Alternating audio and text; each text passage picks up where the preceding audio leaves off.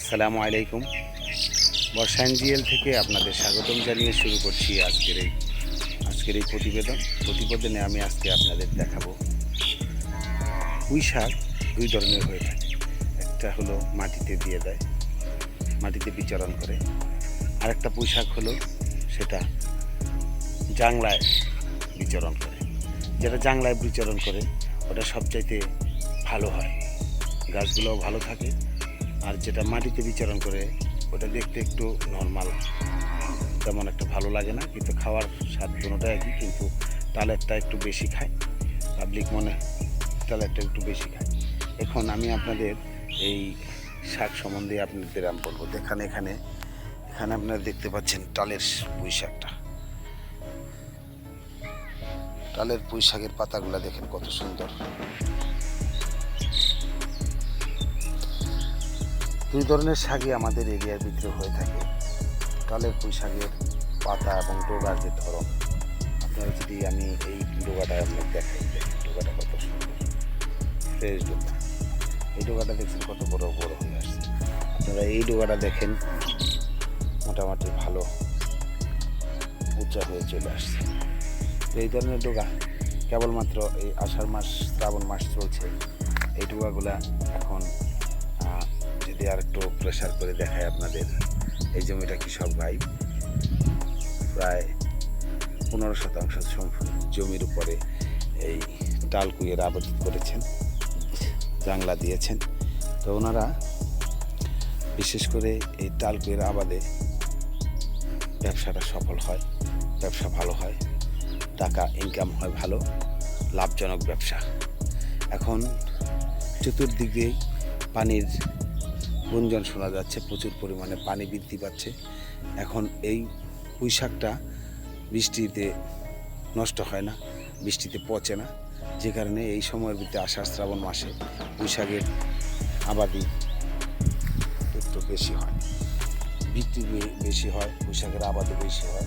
অন্য শাক যেমন মূলা শাক, লাল শাক, এই ধরনের শাকগুলা তেমন ভালো এই সময় হবে না, যে কারণে মানুষ এই ধরনের পুঁই শাকের আবাদ করে থাকে। অনেক ভাই এই ধরনের পুঁই শাক আবাদ করেছেন।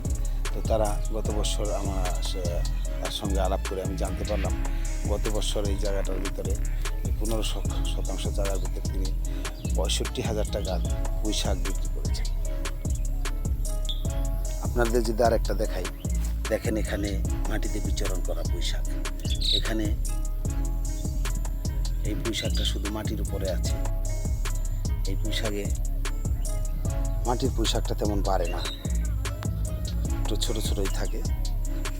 আর ডালের পুঁই শাকটা, এই মাটির পুঁই শাকটা একবারে উত্তোলন করে, পরবর্তীতে যদি কেটে দেয় তাহলে শাখা প্রশাখা সারে কিন্তু কম হয়। তো এখন এইখানে আপনারা দেখতে পাচ্ছেন যে শাকগুলায় গোড়া থেকে যদি আপনাদের দেখাই, দেখতে পাচ্ছেন এখানে শুধু শাকের মধ্যে পাতা আর পাতা। এই পাতাটা মূলত খানাপিনার জন্য উত্তম হয়ে থাকে। তালের পুঁই শাকের ডোগা 1.5 থেকে 2 হাত হয়ে গেলে ওটাকে কেটে বাজারজাত করে। এরপর আবার সার বিষ প্রয়োগ করলে 8 থেকে 10 দিনের ভিতর আবার 2 হাত হয়ে যায়, শাখা প্রশাখা ছেড়ে ওগুলাকে আবার বিক্রি করে। এভাবেই মাসে 3 থেকে 4 বার এই পুঁই শাক বাজারজাত করা যায়। এই পুঁই শাকে টালের পুঁই শাকটা অতিরিক্ত মাত্রায় বাড়ার কারণে টালের পুঁই শাকে লাভজনক ব্যবসা হয়।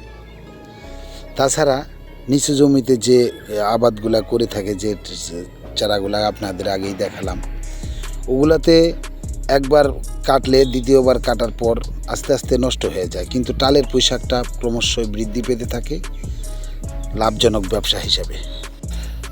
টালের এই পুঁই শাকের ভিতরে খরচটা একটু বেশি হয়, যদিও খরচ হয় তারপরেও টালের পুঁই শাকটা বেচা বিক্রি ভালো হয়।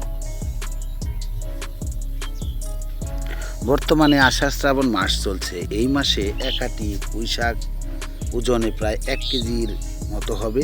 এই ধরনের এক আঁটি পুঁই শাক বাজারে পাইকারি মূল্য এখন দিচ্ছে 30 থেকে 35 টাকা।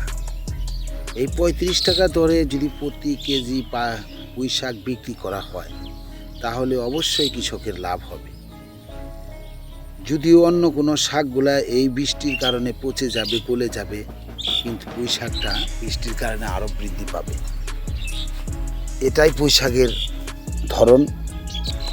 এর কারণেই মানুষ, কৃষক এখন আষাঢ় শ্রাবণ মাসে বেশিরভাগ লোকই পুঁই শাকের আবাদ করে থাকে। তো আপনারা এই ধরনের পুঁই শাক বোনার চেষ্টা করবেন।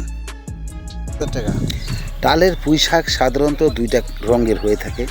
একটা হলো হাউগা কালার, যেটাতে আমরা বলি বাদামি কালার, আর এটা হলো লাল কালার। দুইটা কালারের পুঁই শাক ডালে বিচরণ করার জন্য উত্তম এবং ভালো জাতের পুঁই শাক। এর মধ্যেও আরেকটা জাত আছে, যেমন পাথুরিয়া কুই, সেটা বাড়ে কম কিন্তু মোটা হয় প্রচুর। মোটা পুঁই শাকটা খেতে তেমন সুস্বাদু হয় না, কিন্তু এই যে বর্তমান যে পুঁই শাক তরকারি দেখালে যেমন ইলিশ মাছ দিয়ে প্রধান রান্না করা যায়, তেমন চিংড়ি মাছ দিয়েও ভালোভাবে রান্না করা যায়। যারা চিংড়ি মাছ দিয়ে খাবেন তারাও স্বাদ পাবেন, যারা ইলিশ মাছ দিয়ে এটা তরকারি দেখাবেন তারাও স্বাদ পাবেন। কিন্তু এটা অনেকেই চিংড়ি মাছ দিয়ে শাক রেঁধে খায়, এটাও ভালো স্বাদ। সেই দিকে লক্ষ্য রেখে সবাই এই ফসলটা, ডালের এটা বেশি করে খাবেন। সবাই ভালো থাকবেন, সুস্থ থাকবেন। তো আজকে আমি এই পুঁই শাক সম্বন্ধে আপনাদের যতটুকু পারলাম দেখানোর চেষ্টা করলাম। তো আজকে এই পর্যন্তই। সবাই ভালো থাকবেন, আমার চ্যানেলটাকে সাবস্ক্রাইব করবেন, কমেন্ট করবেন, লাইক দেবেন। খুদা হাফেজ। আসসালামু আলাইকুম ওয়া রাহমাতুল্লাহ।